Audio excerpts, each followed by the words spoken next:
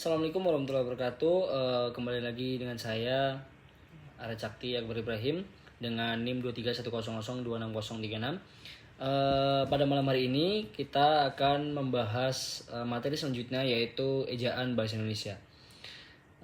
Kita awali dengan ejaan. Apa sih ejaan itu? Jadi ejaan menurut Fauzi, Rohman dan Rizal itu para ahli tahun 2019, ejaan merupakan suatu perlambangan dengan menggunakan huruf. Jadi dalam sistem bahasa itu ditetapkan mengenai perlambangan suatu fonem. Jadi lambang tersebut disebut dengan huruf.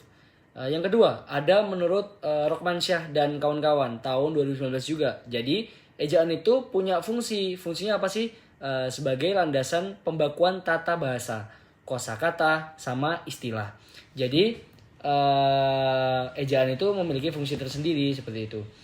Sebelum melanjut ke bagaimana ejaan bahasa Indonesia, kita harus tahu sejarahnya terlebih dahulu. Jadi sejarah bahasa Indonesia itu mengalami perkembangan sejak tahun 1901 kalau tidak salah. Jadi saat peraturan ejaan bahasa Melayu itu ditetapkan pada kemarin materi yang kita bahas, itu pada tahun 1938 Kongres Bahasa Indonesia menyarankan internasionalisasi ejaan. Nah, pada tahun 1947 Menteri Suwandi membuat perubahan ejaan yang lebih sederhana. Jadi gitu. Terus Lembaga Bahasa Nasional, Pusat Pembinaan dan Pengembangan Bahasa, kalau nggak salah ya Pusat Pembinaan dan Pengembangan Bahasa. Nah, itu merumuskan pembakuan bahasa itu tahun 1957 kalau tidak salah.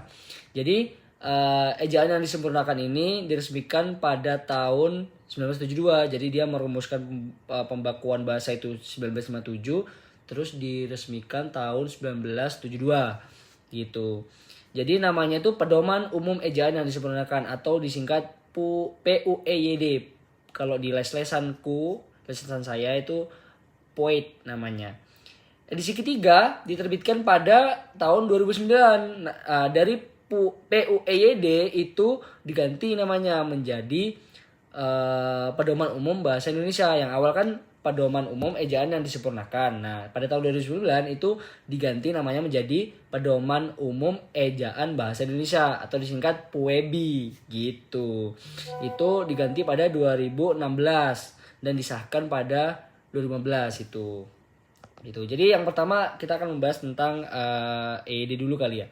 Jadi EYD ejaan yang disempurnakan itu terdapat 3 diftong, yaitu AI, AU atau OI.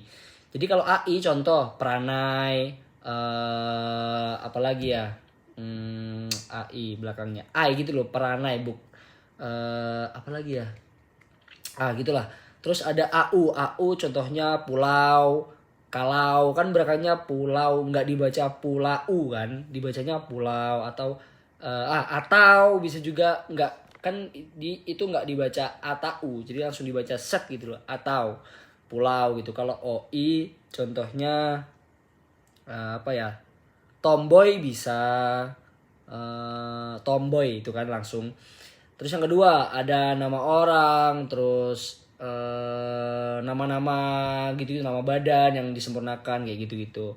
Terus EYD itu juga ada huruf kapital. Huruf kapital itu punya 6 perbedaan. Kalau huruf miring punya 3 perbedaan, sama huruf tebal itu punya 4 perbedaan. Nah, yang selanjutnya kita akan membahas tentang PUEBI, Pedoman Umum Ejaan Bahasa Indonesia. Jadi punya 4 diftong kalau dia.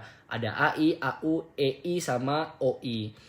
Jadi kalau EI contoh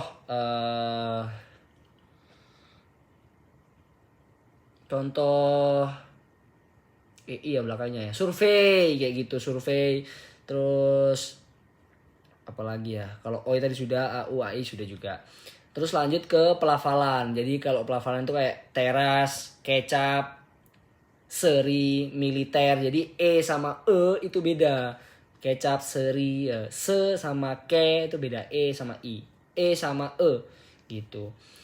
Terus yang ketiga ada penambahan klausal. Jadi singkatan nama diri dan gelar, kayak terdiri atas 2 huruf atau lebih. Jadi nggak dipenggal gitu loh. Contoh RM Wiwit Widodo. Jadi Raden Mas. Kalau lebih dari itu nggak ditulis R.M gitu, jadi nggak dipenggal, jadi langsung RM. Terus yang ketiga ada pemakaian huruf kapital. Yang pertama tadi aku jelasin ya, huruf kapital itu ada 4 perbedaan. Ada awal kalimat, terus dia itu sebagai nama seseorang itu harus kapital, sama gelar juga harus kapital. Kalau huruf miring itu kayak contoh nama majalah yang dituliskan di kalimat, terus surat kabar, apa lagi ya? Nah gitulah. Terus kalau huruf tebal itu kayak judul lagu, judul pokoknya judul subbab kayak gitu. Terus yang ketiga ada pemakaian tanda baca. Jadi tanda baca itu ada banyak. Ada tanda titik, koma, ada tanda titik koma, bahkan ada titik dua juga.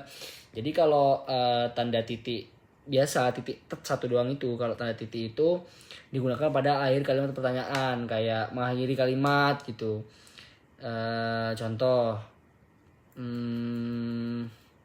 misal nih Noval makan nasi, ya itu titik. Kalau mengakhiri pernyataan tuh di titik, jadi kayak kalimat biasa ya itu belakangnya titik gitu. Terus tanda koma itu untuk gini sih, untuk kayak perincian sih, lebih tepatnya perincian. Terus bilangan juga bisa pakai koma, terus gitu. Kalau yang ketiga ada tanda titik koma. Tanda titik koma itu sebagai kayak dia itu nggantiin kata penghubung gitu loh. Kayak dia itu memisahkan kalimat setara dalam kalimat majemuk gitu. Kalau tanda titik tadi apa ya, tanda titik koma, oh iya sama titik dua. Jadi kalau titik dua itu kayak dia itu pernyataan lengkap nih, terus dikasih perincian. Jadi setelah pernyataan dia perincian. Nah itu kayak dia diikuti kayak titik dua gitu. Contohnya kayak ibu membeli barang di pasar ya, yaitu kayak gitu misalkan, apa perincian seperti itu. Atau bisa kayak ciri-ciri dari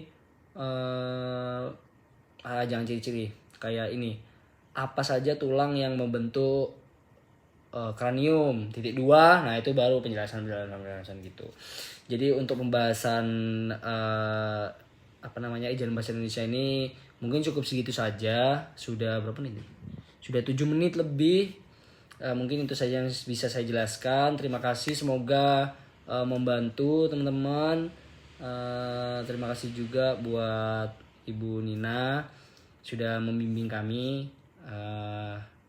Akhir kata, mohon maaf bila ada salah kata atau salah penjelasan, bisa kalian koreksi juga. Terima kasih sudah menonton. Wassalamualaikum warahmatullahi wabarakatuh. Terima kasih, selamat malam.